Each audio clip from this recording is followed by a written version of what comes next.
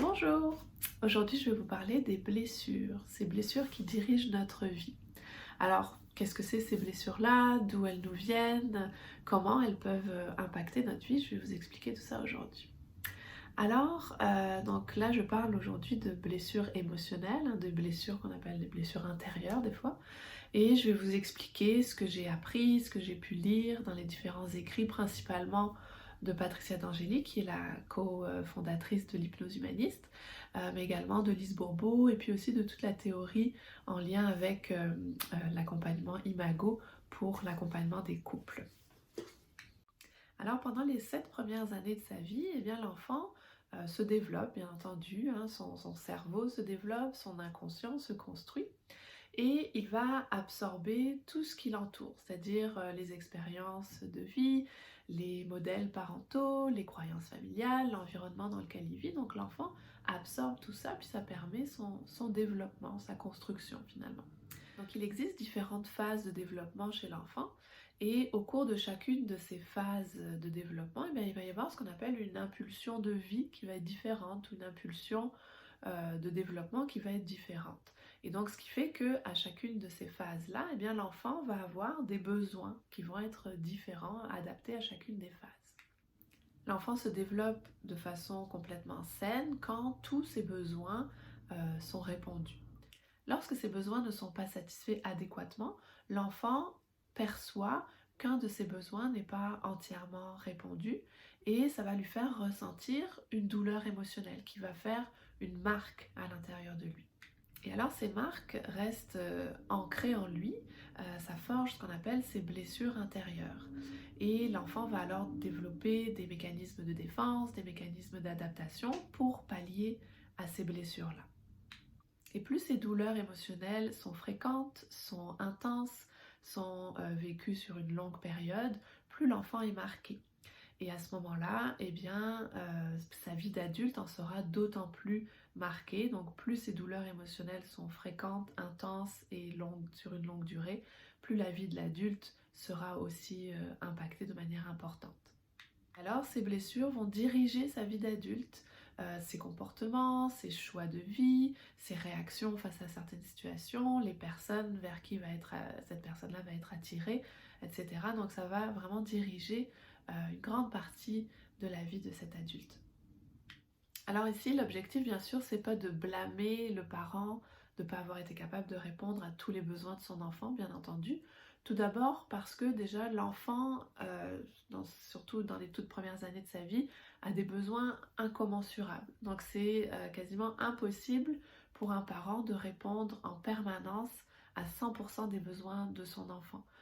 C'est physiquement impossible d'être présent en permanence, toujours exactement au bon moment quand l'enfant a besoin de quelque chose. Ensuite, ici on parle de la perception de l'enfant. Donc c'est ce que l'enfant a perçu de la façon dont ses parents ont répondu à ses besoins.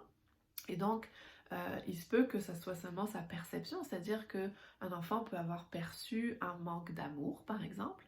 Ça ne signifie pas nécessairement que son parent ne l'aime pas, ça signifie que lui n'a pas perçu l'amour qui lui a été donné, peut-être parce que aussi le langage de l'amour qui a été utilisé par son parent n'est pas adapté à celui de l'enfant. Donc je pourrais d'ailleurs vous faire une petite vidéo là-dessus sur les langages de l'amour. Vous verrez, c'est vraiment fascinant de comprendre comment on fonctionne en tant qu'être humain à ce niveau-là.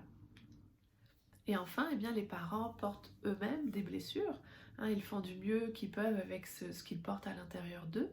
Et inconsciemment, donc involontairement, le parent va transmettre en fait ces blessures à son enfant. Et donc l'enfant va hériter de la blessure principale de son père ou de sa mère qui va ancrer en lui parce qu'en fait toute l'éducation que l'enfant va recevoir est teintée de cette blessure-là et donc il va l'ancrer à ce moment-là à l'intérieur de lui. Donc on va souvent porter plusieurs blessures, mais généralement on va en avoir une qui est une blessure principale, puis les autres seront les blessures secondaires. Et c'est cette blessure principale, la plupart du temps, qui va donc diriger nos choix, nos comportements, nos réactions face à certaines situations et qui va donc diriger notre vie de manière générale. Alors, les blessures ne sont pas forcément négatives, c'est-à-dire que quand on porte des blessures, même une blessure principale, eh bien, cette blessure-là ne va pas forcément être destructrice pour notre vie. On peut porter des blessures qui nous permettent d'avancer dans notre vie, qui nous donnent de la force, mais les blessures peuvent aussi faire nos défauts, nos comportements qui ne nous satisfont plus à un moment donné dans notre vie. Donc, ces blessures-là, elles peuvent être vécues de différentes façons. Donc, on retrouve 3 façons différentes d'utiliser les blessures rendues à l'âge adulte. Donc, on va avoir 2 façons qu'on dit plutôt négatives d'utiliser ces blessures-là et une façon qui est plus positive. Donc, les 2 façons négatives, ça va être soit de rejouer la blessure, soit de la refouler.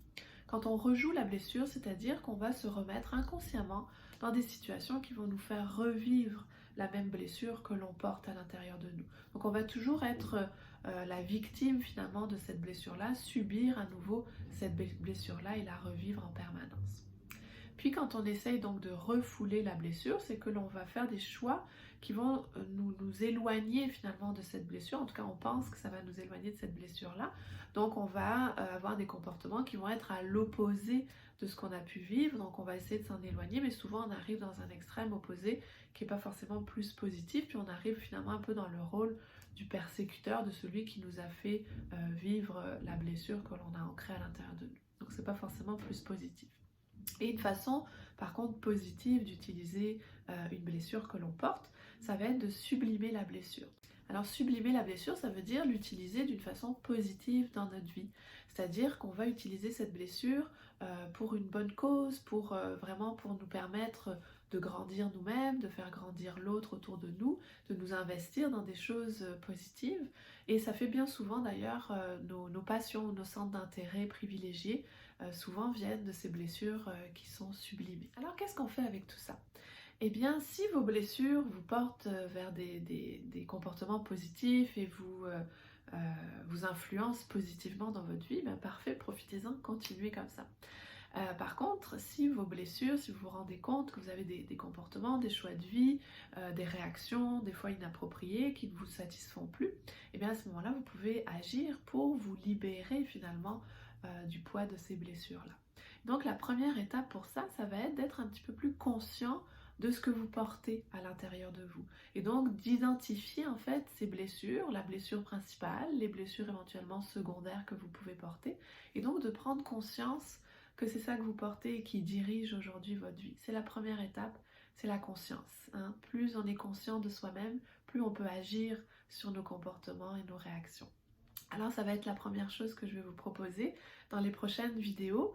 Je vais vous expliquer les différentes blessures qui existent. Je vous en présenterai 9. Et donc comme ça, vous allez pouvoir voir celles qui font écho à votre situation pour pouvoir identifier quelle blessure vous portez, quelle est votre blessure principale, quelles sont peut-être vos blessures secondaires, pour pouvoir commencer un chemin d'évolution dans votre vie et transformer ce que vous portez à l'intérieur de vous.